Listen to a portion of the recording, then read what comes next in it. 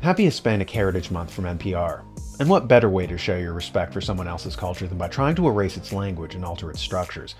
Latinx? As if words ending in O's and A's don't exist in Spanish due to gender?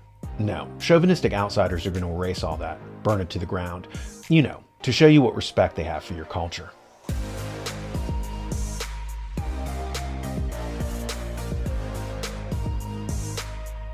Well, so much for Latinx Month from NPR. More like NPC. And speaking of NPCs, I was wondering more about their contradictions. In this case, about the contradiction of pretending to celebrate someone's culture while trying to destroy their culture. We've talked about this before. The contradictions which are served up to NPCs is a form of what behavioral psychologist Ivan Pavlov called behavioral disorganization. This term derives from discovering how to induce insanity in an animal. Pavlov, in his famous dog experiments, discovered that he could induce neurosis in canines by giving them contradictory instructions. Get up, sit down, etc. The dog would end up running in circles, going crazy. Two of Pavlov's assistants, named Vygotsky and Luria, actually developed the concept of behavioral disorganization and studied how to apply it to humans. They were later invited by behavioral scientists in America to come over here to embed it in our school system. People like Edward Thorndike welcomed them.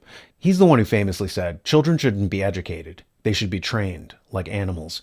This was the behavioral psychologist's form of social control, dog training for humans. Embedding trigger words in kids like how they did in poodles or collies. A trigger word is something like racist.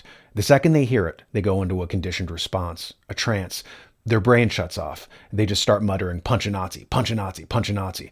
There's a whole menu of hypnotic trigger words embedded into them so that the unscrupulous mesmerist can control his subjects. At any rate, one of the techniques to break down a child, to dislodge his parents' values, and to upload the new mental malware is behavioral disorganization. And this is rendered possible by flooding them with contradictory messaging. Some of the messages we covered before, like premise A, races don't exist, but premise B, white people are evil. Well, if races don't exist, how can white people exist?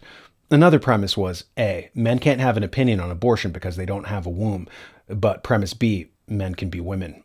And a new one I noticed is premise A, we're all the same, there are no differences between us. Yet premise B, we need to enact diversity hiring because different perspectives help an organization. But wait, if race doesn't exist and we're all the same, why would we need diversity initiatives to get all these people who allegedly think differently based on melanin levels? This contradiction, of course, works with gender as well. They'll say premise A, there are no gender differences, and then premise B, we need more women on corporate boards to take advantage of their different thoughts and intellectual abilities. One comic hinted at this contradiction obliquely. A corporation needs 50% male board members and 50% female board members, and you see all the NPCs cheer. Then he says, a child needs a mother and a father, and then you watch them scowl. The reason? They're told that 50% female board members are necessary, but intact nuclear families are not. Another contradiction is feminists saying that men are violent because they were born with higher testosterone, yet should be changed with recourse to education to cure them of their toxic masculinity. Yet gays who were born that way should never be changed, and to try to change them is in fact an act of abuse. How come this born that way talking point only applies to one group and not the other? Like the behavioral disorganization exemplified in this series of contradictory tweets. Don't give up on the Constitution just yet. One brave federal judge just secured due process and equal protection for thousands of people. Then he pivots when he doesn't like the ruling. Who should decide whether air passengers must wear masks? A federal agency staffed with experts accountable to the president who is accountable to the people? Or a 35-year-old judge in Tampa?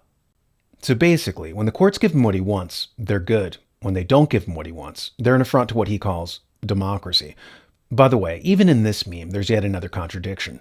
The left claims that it's for the underdog, the oppressed, the little guy. But note how he makes an appeal to authority and says that we should all just shut up and listen to the experts and let them run our lives. The powerful, the elite, the privileged. I'm for the oppressed, says the leftist, but the oppressed should just shut up and listen to George Soros' fact-checkers or Pfizer's opinions on bodily autonomy or an unelected bureaucratic technocratic elite funded by billionaire oligarchs. So yeah, they're really for the powerless, and they prove it by only obeying the powerful and the powerful only. The rest of us unwashed plebes are unqualified. At any rate, the right makes a fundamental error when they think that they'll own the libs by pointing out their contradictions. They fundamentally don't understand something. When power is the goal, then consistency is irrelevant. Consistency only matters when truth is your end goal. But leftists don't believe in objective truth. In other words, they believe in lying to attain what they want. Why? Because truth is not their goal. Power is. It's why they'll invoke Jesus after telling you that they're atheists and that your religion is dumb. Why would they invoke someone that they don't even believe in? Because they know that you believe in him. And they're willing to lie just to get what they want, to manipulate, to con. Jesus didn't own a gun, so why should you? They don't play by the Marquis of Queensberry rules. Conservatives fundamentally don't understand this. It's why the left and right are always talking past each other. One side is playing checkers, the other side is playing chess. One side thinks that truth is the end goal, while the other side thinks that power is the end goal. And while contradiction is an obstacle to truth, it is no obstacle to power. Does it ever feel like you're not getting the full story from the media?